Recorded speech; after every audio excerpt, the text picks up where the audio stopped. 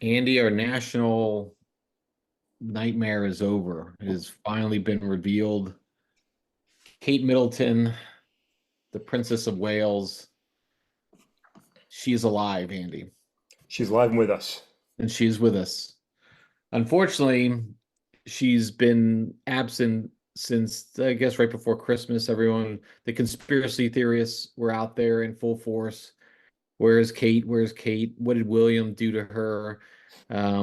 What did the future king do this time? It was reminiscent of what his dad had done and cheated on her and all this other type of stuff. And look at Harry and Meghan, they're laughing in the background.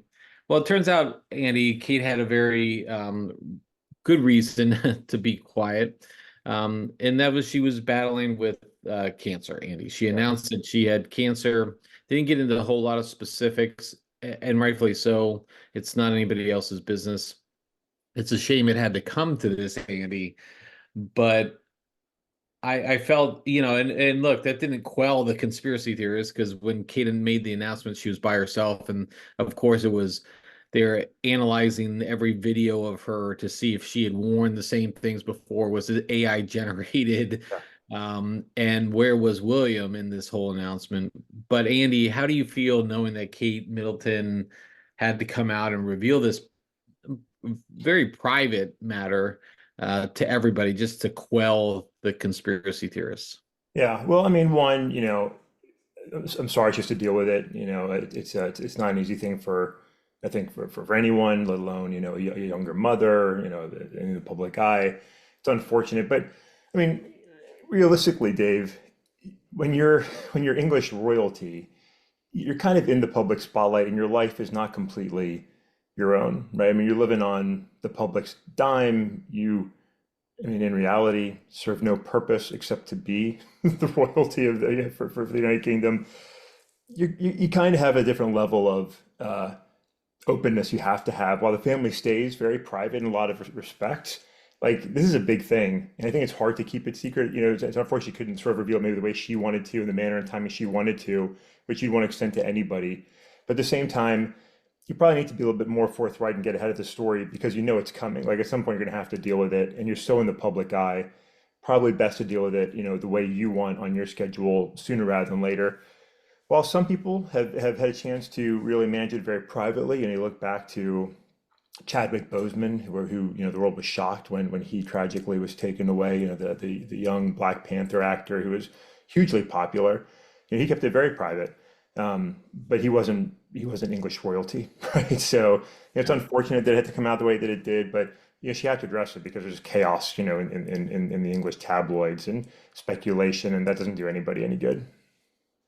Yeah, the wild rampant speculation is just it had to been just too much at that point. And it's an extremely personal matter. I mean, my mom passed away from cancer now 10 years ago. This year will be 10 years this year. And I remember when she came to announce it to all of us, and then it's just extremely personal. There's a lot of emotion that goes on at the time, and so it is challenging. Now, Andy, there's no, I guess, good way to segue this, but you've been fighting your own battle with cancer. You shared that with us several months ago as you were embarking on your treatment. Do you have any update for us to hear as you're battling? Okay, and look, as I'm wearing a plain white t-shirt, you have an appropriate t-shirt on today for those who are just listening. It's the Fuck Cancer t-shirt. Yeah. But Andy, I mean, do you have any updates you'd want to share with us? Well, I mean, I'll go back and then I'll share. So, I mean, first, you hit it right on with the sensitivity, the timing, everything. And we dealt with this with me and with my in-laws as well. Cancer affected my father-in-law during his life multiple times. He fought it, and it took my mother-in-law away, during COVID, tragically. For us, I got my diagnosis back in April, almost a year ago, from where we are now, and we chose not to share outside of my wife and I, except with people that we felt we had to tell because it could impact, work or whatever it was, early on. We really wanted to wait until we were able to tell our children, and then my mother in a way that was personal and respectful, and informed, right? Because you first find out you don't know what the hell's going on, right? Which may have been Kate's situation. She may have been trying to get her clear diagnosis before going public with it. So we took the first few months and just really kept it private while we figured out what was going on. Then we were able to tell our children around Thanksgiving, in the way that we wanted to, tell my mother and one of my sisters in the way that we wanted to, so that we could do respectfully and thoughtfully. So we did sort of manage that messaging, and we felt that was really important. I'm grateful that we were able to do that. Start treatment back in October, and Dave, I'm happy to be able to share. Since I told my family, I've been very open about it. To be honest, that was a big burden off of me because it was very hard to hold it in. I felt like I was hiding something that I didn't feel a need to hide. So for me, it was really helpful to be able to be like, hey, this is what I'm dealing with. Just FYI, right? Just so I didn't have to be hiding it. It's just much more comfortable. It didn't go into, down the street and make a public announcement to my neighborhood, right? But if people asked, I tell them because it just kept me feeling more open and honest, which was very helpful mentally for me. But yesterday, on Tuesday the 26th, I received my last planned schedule of chemo, which was awesome. So super excited about that.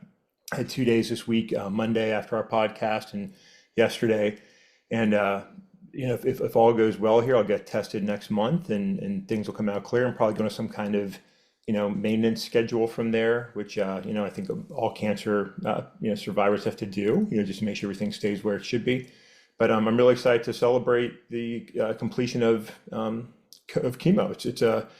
It's kind of a pain in the ass having that looming over you every few weeks because it knocks you out. You don't feel too great. You're in for a rough punch for a couple of days. And to know that I don't necessarily have to go back to that again is really liberating. I feel like I get some control of my life back, and I'm looking forward to moving forward in a healthy manner. But so thanks for asking and sharing that with me. And Dave, you knew about this for a while. I appreciate the fact I got to share this with you early on.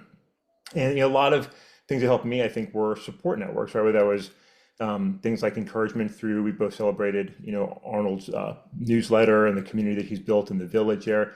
Just a lot of generous encouragement from people there. On Threads, there's been a really nice network of support of folks just, encouraging me in different ways. Those things I think really help. It just gives you a little bit more momentum. But Dave, to go back to Kate, so how old am I now? I'm 47 years old. So got diagnosed at 46. By my theory, I probably got cancer when I was 44, right? Kate's 42. Chadwick Boseman was in his 40s. There's a good article in Vox talking about the fact that cancer has really become much more common with younger people over the last 20 years, right? And so we don't fully understand that. There's a lot of questions about that. I've got a lot of theories that I won't get into on this podcast today on my own cancer, right? But I think we're going to segue here in a little bit to talk RFK. And while a lot of people give him and others a lot of grief about positions on, kind of where healthcare is, I think there's a legitimate question to ask about, what are we doing with our nutrition, with our foods, with our health, that there are people getting sick, not to support vaccine conspiracy theories or otherwise, but it's important to question sort of, are we really doing things the best way to stay the healthiest we can? I think there's fair inquiry to ask there. So I think we'll probably touch on that more in a little bit, but it's the tragic truth that a lot of people are suffering through cancer now and other ailments, when maybe they're a little bit more avoidable. Yeah, no, I think there's definitely, I mean, look, there's a difference between being, wild ass statements, theories, and exaggerations and legitimately challenging what the data is telling us. Like, Yeah. well, why are these things happening? What are some of the root causes there? And I do think there's a lot of it. I mean, I wasn't particularly close with this individual, but recently I learned that a person I had served with in Iraq Yeah. had passed away from cancer. I mean, and she was, I mean, I don't think she was 50. And so that's to your point. I mean, there's a lot of stuff going on, and we should be asking questions. And this is the terrible disease that affects many people. And I think we should be asking those questions. So Andy, I'm very excited for you and your family that this part is behind you, and we're hoping for the best moving forward, of course, with all of it. And frankly, everyone, just as a reminder, I mean, go get your checkups, do your Yeah. preventative health, right? I mean, go in there and make sure you're doing all the right things to so that you can get to early identification if possible. And so Um, Andy, anything on that part to wrap up, and then we'll switch over to. No, I think you made a really important point, Dan. I'll say, Dave, I had the lump that eventually got diagnosed as cancer, through the biopsy, developed about 2 years before my diagnosis, right? And I was going through a different medical challenge at the time. I had a really vicious case of shingles, which just overwhelmed everything for me because it was so physically present. And so I got the lump, and I didn't realize. I assumed it was part of the shingles, maybe seasonal allergies, which have caused those lumps before, and just put it on the back burner because I was so focused on the more pressing matter that I felt was at hand, which was the pain I was going through. But I probably should have gotten it checked out much sooner than I did because a lot of other things followed that eventually led me to get it checked out. And lo and behold, that biopsy led to the cancer diagnosis. The reality is we all know better, right? Whether there's a strange lump in our groin, as it was for me, or in a woman's breast, or in their testicles, or our stomach, wherever it might be, something isn't right. Something isn't right. And just like mom and dad would always tell all of us, right? Go get checked out. Like you really owe it to yourself and your family to get checked out as soon as possible and just deal with these things as in the manner that you choose, but the way you choose sooner rather than later. Yep, no, here on that for sure. So, all right, Andy, let's transition. You kind of gave us a little tease with RFK, so let's jump in with RFK. We've been looking forward to this day for some time. Yesterday, RFK Jr. named attorney and tech entrepreneur Nicole Shannon as his running mate Tuesday. This is big for a lot of different reasons. One, it helps us understand where RFK is going with his Yeah. campaign, but two, it helps getting access to ballots, right? He's a viable third party candidate in that he's got a lot of name recognition. You'll remember his Super Bowl ad that people were taking offense to and stuff because of the comparisons to John F. Kennedy and such. But that near here nor there, it gets him access to the ballot. Some states require that you have a vice presidential candidate, so this now will accelerate those efforts. But a little about Shannon. He described her as my fellow lawyer, a brilliant scientist, technologist, and fierce warrior mom. It's fascinating that those are the brilliant scientists, technologists. Those are two of the first four words put in there, and of course, a warrior mom is very important as well. But he wanted somebody with whom he kind of shared common values with. I mean, and that's talking about healthcare, big tech, also understanding how he felt that leaders should carry themselves. That's some of what the recap from his press conference. It specifically said, I wanted a partner who's gifted administrator, but also possesses the gift of curiosity, an open and inquiring mind, and the confidence to change even her strongest opinions in the face of contrary evidence. I wanted somebody with a spiritual dimension and compassion and idealism, and above all, a deep love for the United States of America. Andy, this is I mean, it's hard to describe the words, but I do think this is a brave choice. I mean, this is definitely contrary to what other third parties try to do when they bring in established politicians. Here you have Yeah. RFK Jr., Yeah. who is the politician. I mean, if you can say as loosely as you want to say about him being a politician, but then you have somebody who's really big business, but not your typical CEO of a Fortune 500 company. This is a little bit different. What do you think of the selection of Miss Shannon? Yeah, I think it's a really interesting decision, and I think it sort of shows where RFK's head is as far as what's his pitch, right? What's different, and why would you vote for RFK and Nicole Shanahan? And I think her youth, right? I mean, while RFK's no spring chicken comparatively to Donald Trump and Joe Biden, he's got he's got a youthful appearance compared to them, even though his voice drives me crazy. But he looks much younger and healthier than they do. And Shanahan, look, nobody likes Kamala Harris. I don't know who Trump's going to pick, but it's probably going to make 80% of America cringe in disgust once he does pick somebody. Nicole Shanahan is, she's younger, but she's 38 years old. She's got a great personal story. She's not a politician. You could hear that in her speech yesterday, but she's got a lot of interesting things about her that I think will connect with younger voters. And I think they need younger voters to come out and vote if they have a chance to pick up any wins in an election. It points to technology and the future, where Biden and Trump don't seem like they're in touch with the future, right? It gives them a different perspective there. And I think some of the language he used introducing her, right? He referred to the Democrats and Republicans as the uniparty, right? It's a fair argument, right? There's really no difference. They're indistinguishable, except for, of course, there are differences, but in a lot of ways, in the sense that they govern, there aren't. And he said, look, if you want more of the same, vote out of fear. And then he continued to say, join the new American Revolution. He's trying to paint himself in this campaign as a break from the mess that has frustrated voters, right? New polls have shown like people are so like uninterested in Biden Trump too. And so he's trying to create a real viable third path. And her story, a father who dealt with issues, some abuse, wasn't home, wasn't present. She's biracial, right? Her youth, the story of her child, right, where she has questions about why her child has some medical challenges, and the story of being a mother going through some of that, having been a Democrat, right, being a political outsider, and being able to talk to medicine, health, and science in a way that might be a little bit outside the mainstream, but is also informed by her career and experience with technology and the big pool of tech connections she has in the California area, which, look, Dean Phillips is getting a lot of support from the Silicon Valley community. People are looking for an alternative to Biden and Trump. Even folks like Elon Musk won't commit, right? He said he's not interested in Joe Biden, wouldn't commit to donating to Donald Trump. If some of that big money gets behind an RFK Shanahan candidacy, look, it can make a difference. It can make a difference. So, she came out yesterday dressed in purple. I thought that was interesting, right? She's saying neither red nor blue, right? And she made a citizen sort of plea to change the system, right? Let's do something different here. I think it was actually a pretty good move. I think she'll be an appealing candidate for him. I think America will like her if they can get the recognition. You're already seeing, a lot of attacks coming against them. And look, there's a lot to question about RFK, right? But as an option, I think they're presenting an interesting option to Americans. Yeah, I think that's the key part, right? They're presenting that interesting option. There's a lot of people who are not going to vote because they feel like they don't want to vote for Biden, they don't want to vote for Trump.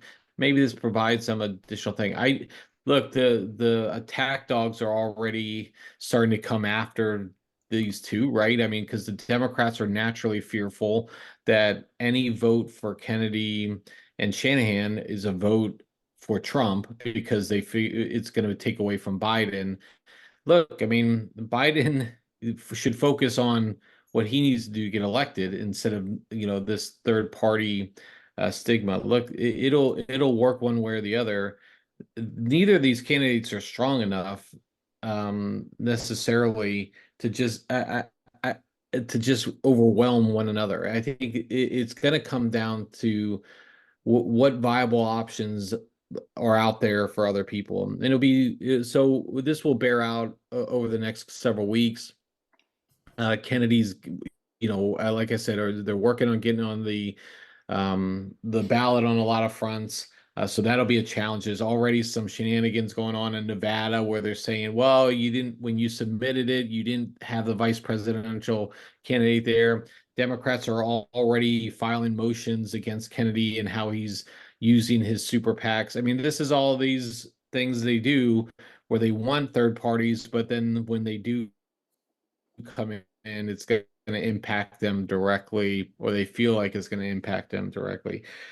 Look, I mean, I think everything is stacked up for Biden if he just runs a good race, right? But I Yeah. think a lot of people don't want to do that. I mean, I think Trump's wheels are they're starting to show a little weakness in some respects. I mean, he's spending a lot of money on legal fees.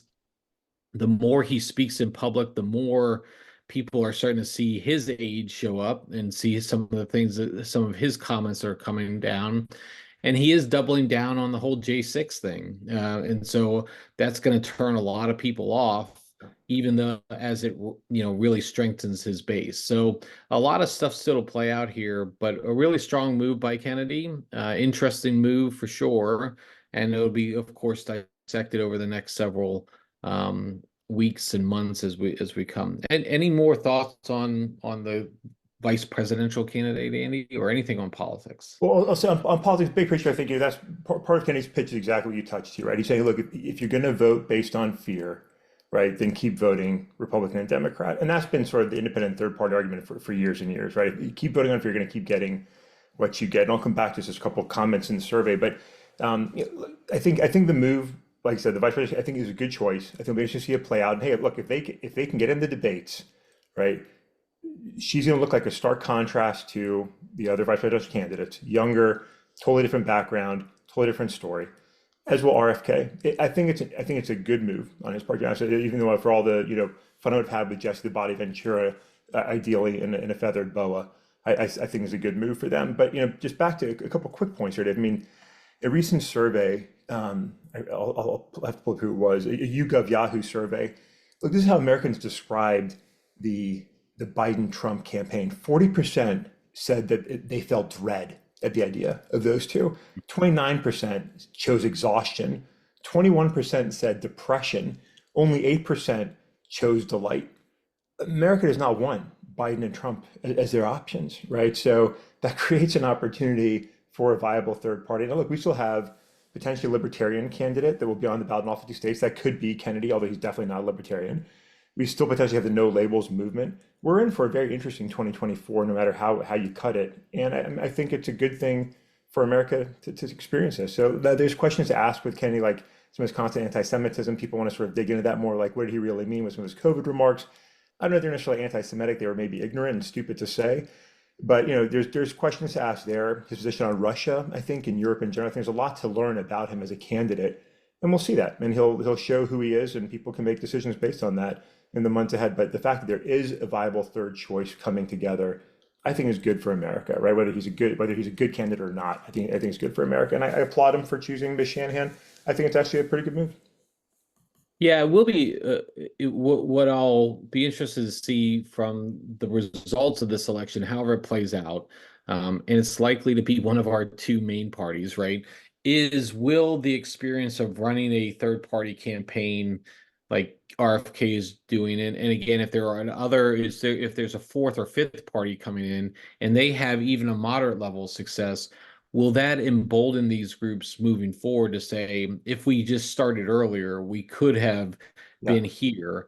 And maybe I mean, 2028, we can have different candidates or real political parties vying for it, as opposed to just the strength of one or two people. So we'll see how that all plays out. Andy, I don't know if you saw this, but I was talking a little bit about the J6ers, and we didn't talk about this before, but election deniers. But over the weekend, a lot of big news around NBC hiring former Republican National Committee chairman to be a paid contributor to NBC News. That was met with recoil by everyone in the journalism profession, effectively giving credence to an election denier, somebody who helped or tried to prevent the certification of states' elections, um, and now being a contributor to a news broadcast. NBC News decided to terminate that contract yesterday, which I think is probably the right thing to do. Did you see this story, and did you have any thoughts on it, Andy? I did see it. I don't particularly care about it, to be honest. I mean, I don't Yeah. care if she's on or not on, but I think here's reality. Like, when it's good to see a channel like NBC or others bring in an alternative voice, because people complain about media bias all the time. There is media bias. It's one thing to be sort of upfront and honest about it, right? And if you dial into MSNBC and you're listening to Rachel Maddow, you kind of know where she's coming from, right? She's on one side of the political spectrum. If you're listening to Fox News, you know where they're coming from, right? So whether you're self-indulging your own beliefs, and just sort of reinforcing your own beliefs, that's a choice you make. But when you go to NBC or CBS or ABC, people still like to think that they're just delivering the news and not bias. So to bring in alternative voices, like them or don't like them, networks have had Democratic strategists on, former DNC chairman, former White House officials, right, from the Democratic Party. Like, that's normal. And they come in obviously with their biases. You know that going in. They're presented as, DNC strategist, RNC strategist. Do you want to give her a platform? In one sense, maybe you're saying, well, no, because she's an election denier. But at the same time, she's representing a good sized portion of the American population. It's not bad to hear that voice, understand what our fellow Americans are thinking, because those are our fellow Americans, right? Agree or disagree on a topic, Like that's a perspective that we probably should at least stop and listen and just hear, whether you agree with it or not, just hear, because if you understand what people are saying, you can more respectfully and thoughtfully engage them and make your argument. But if you just want to make them go away, well, it doesn't work, and people get frustrated. So again, I don't really care if she's hired or not hired. I don't care if she's fired or not fired.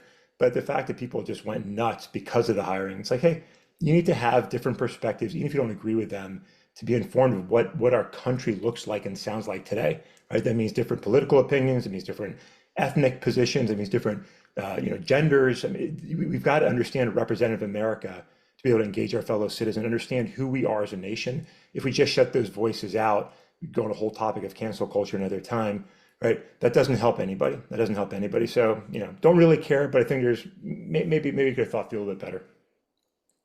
Yeah, I mean, I 100% agree with what you're saying there, Andy. They're just better people to put on here Yeah. than individuals who like really were um trying to undermine the election process. So I 100% agree. I think we need to have those type of people, those voices, and I think NBC even said that in their notes. But at the same time, this is completely the wrong person. And frankly, these people don't deserve to have a voice.